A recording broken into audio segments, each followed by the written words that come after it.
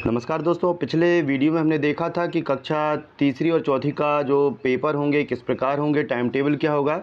इस वीडियो में जानकारी लेकर आए हैं कि जो मूल्यांकन होगा और मूल्यांकन का जो रिज़ल्ट भरा जाएगा वो किस प्रकार होगा, तो हम देख लेते हैं।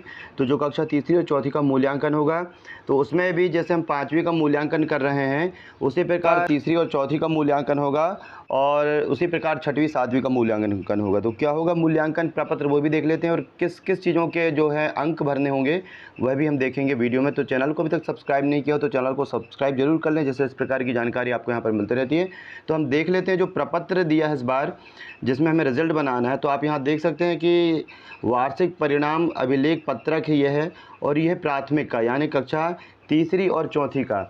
अब हमें यहाँ पर क्या देखना है, तो आप यहाँ पर देख सकते हैं, यहाँ पर आपको कक्षा भरना है कि यहाँ कक्षा कौन सी है, उससे नामांकित बच्चे कितने थे, यहाँ पर नीचे सम्मिलित बच्चे जाएंगे। फिर यहाँ ग्रेडिंग रहेगी कि ए ग्रेड में आपके कितने बच्चे आए हैं, बी ग्रेड में जैसे किसी स्कूल में 10 बच्चे हैं और 3 ए ग्रेड में आए तो आपको यहाँ 3 लिखना है।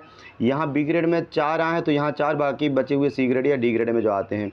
तो इस प्रकार मैंने यहाँ पर ऊपर ये जानकारी भर देना। इसके पहले आपको जिला भरना है, जनशिक्षा केंद्र भरना है और बसाहट का नाम भरना है यानी जिस स्कूल जहाँ पर स्कूल स्थित है। इस साइड आप देखेंगे तो यहाँ पर आपको विकास खंड भरना है, उसके बाद आपका गांव वार्ड भरना है और सबसे यहाँ पर नीचे आपका साला का नाम। इसके बाद आपको यहाँ पर जो छोटा खंड है यहाँ पर आपको दिख नहीं रहा होगा, आप इसको हम पढ़ के बता देते हैं कि यहाँ जो लिखा हुआ है कि वार्षिक परिणाम को इस प्रपत्र में कक्षा अध्यापक द्वारा अर्धवार्षिक व वार्षिक मूल्यांकन परिणाम को जोड़कर, यानी कि इसमें आपके अर्धवार्षिक के परीक्षा के भी नंबर जुड़ेंगे और वार्षिक मूल्यांकन परिणाम भी जुड़ेगा, तो उसको जोड़ करके संकलित किया जाए। और फिर क्या है कि दिए गए अंक चार्ट को सहायता में प्रगति पत्रक में ग्रेड अंकित किया जाए। तो उसके बाद आपको यहाँ पर जो ग्रेड अंकित ये करना है वो अंकित करेंगे ग्रेड, जो हम आगे देखेंगे कि किस प्रकार। और विद्यार्थियों के जो नाम हैं वो आपको SC ST OBC और जनरल के क्रम में लिखना है। सबसे पहले आपको SC बच्चों के नाम, फिर ST, फिर OBC और फिर जनरल बच्चों के आपको नाम लिखना है। अब हम यहाँ पर आगे की जानकारी देखते हैं। तो सबसे पहले आप देखेंगे यहाँ पर, तो यहाँ पर दिया हुआ है सरल क्रमांक। सबसे पहला जो कॉलम है उसमें सरल क्रमांक लिखना है आपको। उसके बाद जो दूसरा कॉलम है यहाँ पर आपको लिखना है अनुक्रमांक। तो पहले क्रम में सरल क्रमांक, फिर यहाँ पर बच्चे का रोल नंबर, अनुक्रमांक और यहाँ पर उसका दाखिल खारिज यानी कि जो प्रवेश पंजी क्रमांक रहेगा दाखिल खारिज वो लिखना है। इसके बाद इस खंड में आपको लिखना है बच्चों के नाम। तो ये खंड जो आप है इसमें विद्यार्थी का नाम, यहाँ माता का नाम, यहाँ पिता का नाम, यहाँ बच्चे की जन्म तिथि आएगी, यहाँ आपको दिन लिखना है, महीना लिखना है और ये जो तीसरा खंड है यहाँ पर उसका साल लिखना है। इसके बाद यहाँ पर अगला जो खंड है यहाँ जाति लिखना है। और आप देखेंगे कि शैक्षिक क्षेत्रों का मूल्यांकन, अब यहाँ पर आपको अर्धवार्षिक परीक्षाओं का रिजल्ट में जो उन्होंने अंक प्राप्त किए हैं वो यहाँ पर लिखना है। तो जो 50 अंक का हुआ था अर्धवार्षिक उसके रिजल्ट के नंबर आप यहाँ भरें। तो सबसे पहला आप यहाँ पर देखते हैं कि यहाँ पर सबसे पहला है प्रथम भाषा यानी कि यहाँ पर हिंदी आएगा। हिंदी के बाद यहाँ द्वितीय भाषा भरना है तो उसमें आप अंग्रेजी के नंबर भरेंगे। इसके बाद आएगा गणित, यहाँ पर गणित ये प्राथमिक स्तर का यानी तीसरी और चौथी का है।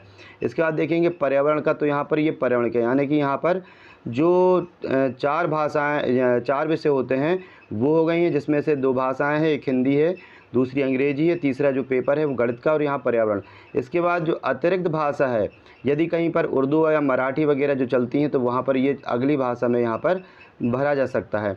इसके बाद शैक्षिक क्षेत्रों का मूल्यांकन जो है वार्षिक परीक्षा जो होगी तो वार्षिक का जो भरा जाएगा वो किस प्रकार भरा जाएगा वह भी हम देख लेते हैं। तो वार्षिक का देखने के लिए आप यहाँ पर जो है ये आप देखें कि यहाँ पर जो है वार्षिक में आपको ग्रेडिंग करना है, किस किस की चीज़ों की करना है आपको। यहाँ पर आप देखें 60 अंक का आपका विषयवार होगा, तो यहाँ पर 60 अंक में से अंक भरे जाएंगे जो आप पेपर लेंगे वो। इसके बाद यहाँ पर 40 अंक जो प्रोजेक्ट कार्य के हैं उस प्रोजेक्ट कार्य के 40 अंकों का जो रहेगा उसमें से यहाँ पर बच्चे को अंक भरना है। इसके बाद इसी प्रकार आप देखें हिंदी के बाद हम यहाँ देखेंगे द्वितीय भाषा यानी कि अंग्रेजी, तो यहाँ अंग्रेजी का जो है नंबर भरे जाएंगे, यहाँ पर प्रोजेक्ट कार्य के भरे जाएंगे। इसके बाद तीसरा विषय जो होता है गणित, गणित में भी 60 अंक का पेपर होगा, यहाँ गणित के अंक भरेंगे। इसके बाद यहाँ प्रोजेक्ट कार्य के अंक भरेंगे। फिर इसके बाद पर्यावरण का है और उसके प्रोजेक्ट कार्य हैं। और अतिरिक्त भाषा यदि कहीं पर हो जैसे उर्दू या मराठी तो वो यहाँ पर उसके अंक और यहाँ प्रोजेक्ट के कार्य भराए जाएंगे। अब महत्वपूर्ण बात यह है कि शैक्षिक जो क्षेत्रों का मूल्यांकन है वो किस प्रकार करना है। तो यहाँ पर आप देखिए कि साहित्यिक में यहाँ 20 अंक लिखा है, सांस्कृतिक में 20 और वैज्ञानिक में भी 20, सृजनात्मक में 20, खेलकूद में 22, तो यहाँ 20। तो यहाँ पर आप देख सकते हैं 5 क्षेत्रों के लिए 20-20 अंकों का निर्धारण किया गया है। तो यहाँ पर आपको कुल जो आपके 20 अंक रहेंगे, यानी कि 2-2 अंकों के हिसाब से माहवार आपको यहाँ पर अंकों का निर्धारण करना है कि 10 माह जो बच्चा अध्ययनरत रहता है तो 10 माह में उसने कुल कितने अंक प्राप्त किए हैं। तो यहाँ पर ग्रेड वाला सिस्टम नहीं दिया है, तो यहाँ आप चाहें तो छोटे में अंक और ग्रेड भर सकते हैं, या केवल आप यहाँ पर अंक भर दें, क्योंकि यहाँ पर अंक का दिया हुआ है 20 अंक से आपको यहाँ अंक देना। हालांकि ये अंक जो हैं ये वार्षिक परीक्षा में नहीं जोड़े जाएंगे। उसके बाद आप यहाँ पर देख सकते हैं व्यक्तिगत सामाजिक गुणों का मूल्यांकन। तो यहाँ पर भी आप देख सकते हैं कि ये भी जो है 20-20 अंकों के यहाँ पर दिया हुआ है। 2-2 अंक प्रत्येक माह के रहते हैं, 10 माह का ये उन्होंने दिया है। तो यहाँ पर ये जो हैं इनमें भी आप 20-20 अंकों में से अंक यहाँ पर भर सकते हैं। इस प्रकार हमने यहाँ पर जो है शैक्षिक और सह शैक्षिक, यानी कि शैक्षिकों का देख लिया, सह शैक्षिक का देखा, और इसके बाद व्यक्तिगत सामाजिक गुणों का मूल्यांकन देखा। अब हमें जो रिज़ल्ट बनाना है तो वह मेन चीज़ है कि रिज़ल्ट किस प्रकार बनेगा। तो रिज़ल्ट बनाने के लिए आप यहाँ पर देख सकते हैं कि यहाँ वार्षिक परिणाम प्राप्तांक महायोग पूर्णांक लिखा हुआ है, और एक अगला खंड है विद्यार्थी उपस्थिति का। तो यहाँ पर जो वार्षिक परिणाम बनाना है उसमें आप देखें यहाँ पर स्पष्ट लिखा हुआ है कि प्राप्तांक योग आएगा कॉलम 11 से 25 तक, यानी कि यहाँ से लेकर के ये 11 से लेकर अर्धवार्षिक परीक्षा के विषय से लेकर के, और ये कॉलम 25, यानी कि यहाँ पर आप देख सकते हैं अंतिम कॉलम यदि अतिरिक्त भाषा हो तो उसको जोड़ें, नहीं तो आपको ये जो नंबर 22 और 23 है यहाँ पर तक के आपको ये जो पर्यावरण का है, ये ऊपर आप देख सकते हैं आपको प्रथम भाषा, द्वितीय भाषा, गणित और पर्यावरण, ये 4 विषयों के अंक, साथ में यहाँ पर आपको 11 से लेकर के 25 तक के जो अंकों का टोटल योग आएगा वो आपको यहाँ पर भरना है, और यही आपका जो है वार्षिक परिणाम होगा। इसमें आपको सह शैक्षिक क्षेत्रों का मूल्यांकन, व्यक्तिगत सामाजिक गुणों का मूल्यांकन नहीं भरना है।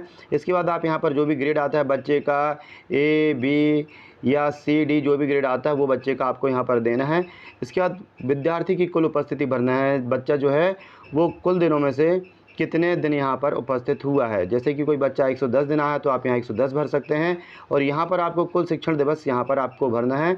तो हो सकता है कुछ दिनों का अंतर आ सकता है, लगभग 210 दिन जो होते हैं, 215 दिन के आसपास प्राथमिक स्कूल लगते हैं, वो यहाँ पर आप भर सकते हैं। इसके बाद हम मिडिल स्कूल का और देख लेंगे, कक्षा 6 और 7 का किस प्रकार रिज़ल्ट भरा होगा।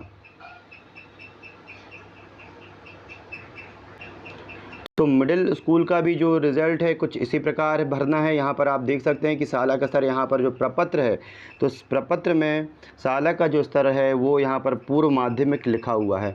तो यहाँ आप देखें पूर्व माध्यमिक यहाँ लिखा हुआ है, इसका मतलब यहाँ पर कक्षा 6 और 7 का रिजल्ट जाएगा। यहाँ पर आप देख सकते हैं सरल क्रमांक, अनुक्रमांक, प्रवेश पंजी, छात्र विद्यार्थी का नाम, माता पिता का नाम, जन्म तिथि।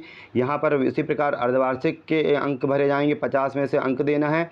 यहाँ पर विषय बढ़ जाते हैं, 3 भाषाएं हो जाती हैं, प्रथम भाषा, द्वितीय भाषा, तृतीय भाषा। तो प्रथम भाषा हिंदी, द्वितीय भाषा अंग्रेजी और तृतीय भाषा संस्कृत के रूप में रहती है, कहीं कहीं उर्दू रहती है। तो यहाँ पर आप देख सकते हैं। इसके बाद गणित है, विज्ञान है और सामाजिक विज्ञान। इस प्रकार यहाँ पर 6 विषय होते हैं। इसी प्रकार यहाँ पर जो 60 अंकों का रहेगा मेन पेपर और 40 अंकों का रहेगा प्रोजेक्ट कार्य रहेगा, इसमें भी वही 6 विषय रहेंगे। इसके बाद इसमें भी सह शैक्षिक क्षेत्रों का मूल्यांकन होगा, 20-20 अंकों का होगा। 5 यहाँ पर जो हैं वो बिंदु दिए हैं, साहित्यिक है, सांस्कृतिक है, वैज्ञानिक, सृजनात्मक, खेलकूद, और ये 5 यहाँ पर दिए हैं। उसके बाद ये 10 व्यक्तिगत सामाजिक गुणों का मूल्यांकन के लिए 10 आधार जो हैं यहाँ नियमितता से लेकर के यहाँ पर भी केवल अंकों को ही भरना है। इसके बाद जो प्राप्तांक होगा वो यहाँ पर आप देख सकते हैं कि कॉलम जो है 11 से, तो आप यहाँ पर देख सकते हैं प्राप्तांक जो भरे जाएंगे वो आपके चालू हो जाएंगे यहाँ कॉलम 11 से, यहाँ पर भी चालू हो जाएंगे, और 11 से जो यहाँ पर आपका चलेगा कॉलम 28 तक के। तो ये कॉलम 11 से 28 तक का कुल योग जो है वो यहाँ पर आपके 44 नंबर के कॉलम में आ जाएगा। इसमें आपकी ग्रेडिंग आ जाएगी 45 के नंबर के कॉलम में, और आखिरी में जो है वो आ जाएगी आपकी उपस्थिति। यहाँ पर प्रधान अध्यापक के हस्ताक्षर होंगे और यहाँ पर कक्षा अध्यापक के हस्ताक्षर होंगे। तो इस प्रकार हमने देखा कि प्राइमरी और मिडिल का जो मूल्यांकन है वो किस प्रकार भरना है। अगले वीडियो हम देखेंगे कि जो अंक सूची होंगी वो किस प्रकार कक्षा जो 3, 4 और 6, 7 हैं किस प्रकार की उनको अंक सूची देना है। तो चैनल को सब्सक्राइब जरूर कर लें, जिससे कि आने वाली समस्त जानकारी आपको यहाँ पर मिलती है। वीडियो को लाइक शेयर करना ना भूलें, जिससे समस्त शिक्षकों तक की महत्वपूर्ण जानकारी पहुँचती है। धन्यवाद।